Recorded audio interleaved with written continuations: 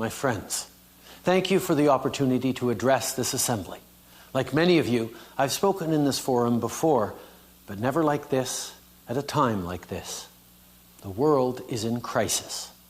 And not just because of the last few months, not just because of COVID-19, but because of the last few decades, and because of us. This is our wake-up call, and we cannot ignore it. Time and time again, history has shown us that the price for turning away, for failing to act, is much too high. Our parents and grandparents remember all too well what things were like in the 30s and the 40s. Economies collapsed. Governments and systems of government crumbled. Millions died. That was the world they faced. That was the challenge they had to meet. And this is what they did about it. Our parents and grandparents chose to get back up on their feet and rebuild. They created multilateral institutions such as the United Nations. They created international financial institutions such as the World Bank, the IMF, and other Bretton Woods institutions. And they laid the foundations of a rules-based international order, which allowed us to enjoy an unprecedented period of shared prosperity during the second half of the 20th century. We had a generation that learned from crisis and set us on a better path. In their era, those systems worked. But that was 50, 60, 70 years ago. Today, all those institutions no longer serve us well enough on what they were designed for: defending multilateralism and international law, protecting human rights and open markets. That is what the crisis of COVID-19 has shown beyond a shadow of a doubt. That things have to change. And not just on the world stage, but at home too. Nous n'en faisons pas. We do not do enough for the most vulnerable, whether these are older persons who are dying in care homes, or homeless people for whom every evening is a struggle.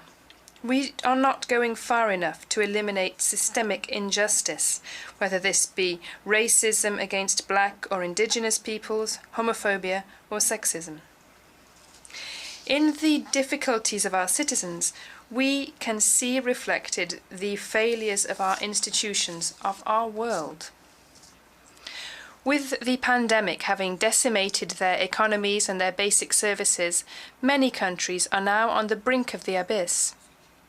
This is what I heard from so many of you during the Financing for Development meeting that Canada organised last spring, with the Secretary-General Antonio Guterres and the Prime Minister of Jamaica, Andrew Holness. We must do more so that the children of the world are fed and that they can go to school. If we do not do this, the consequences will be disastrous. We are facing a global humanitarian crisis. And the most worrisome part of all this is that this pandemic and the crises it has shone a spotlight on is not even the greatest threat that we face. Our world is facing a climate reckoning. We are at this point because of our collective inability over the past decades to make the tough decisions and sacrifices needed to fight climate change and save future generations. The pandemic has not changed that. Our shared failures have continued, and our citizens are paying the price. We need a new way of thinking on climate, on inequality, on health. Because the way we're doing things just isn't working well enough. Too often, concerted action is blocked. The needs of our citizens are denied as a result of gridlock at decision-making bodies. And why? Because there are few consequences for countries that ignore international rules, for regimes that think might makes right. Few consequences for places where opposition figures are being poisoned while cyber tools and disinformation are being used to destabilize democracies.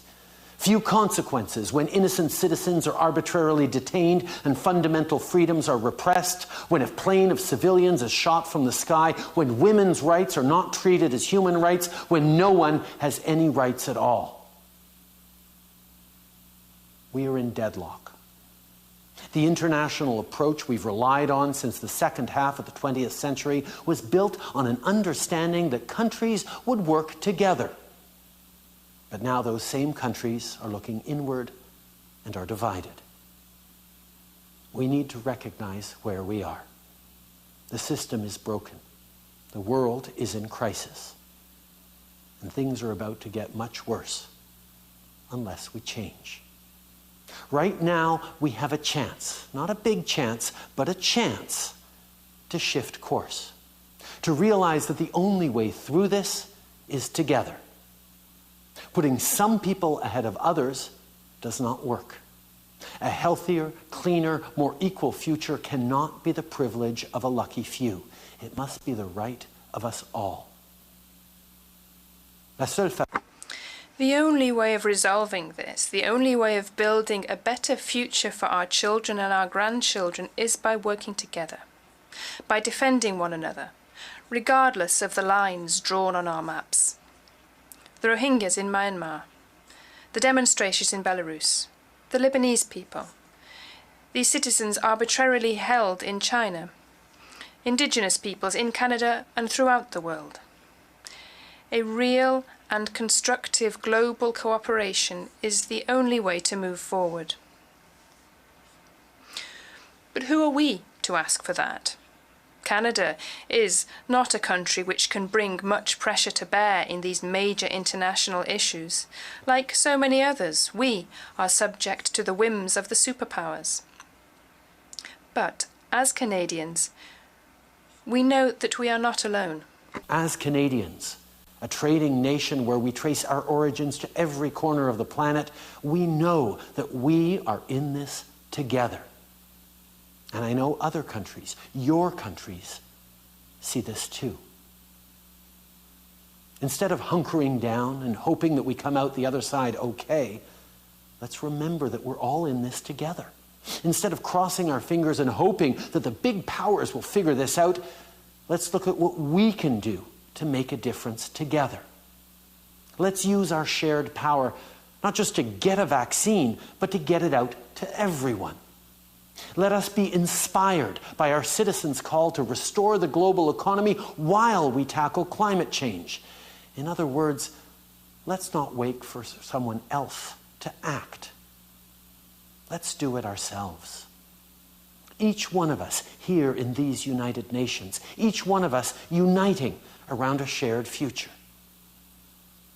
Canada has a long history in peacekeeping, and we will continue to step up and continue to move the dial on lasting peace by empowering women. Canada has always supported the work of agencies like UNICEF, the World Food Programme, and the UNHCR.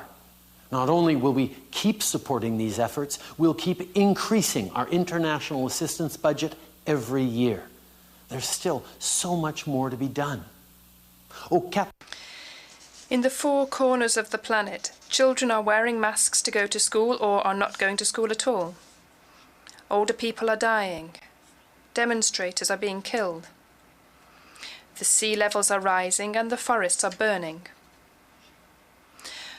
Those who think only of themselves are continuing to exacerbate inequalities and conflicts.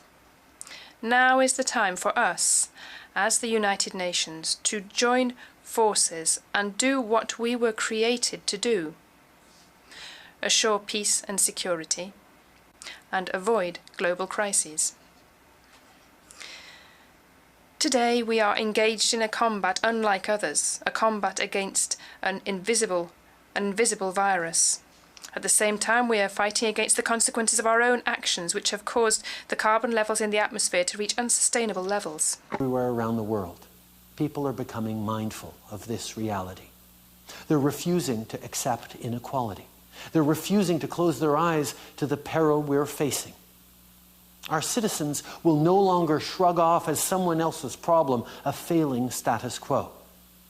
And that's a good thing, because there is the path forward. After a wildfire rips through a forest, life adjusts and begins anew.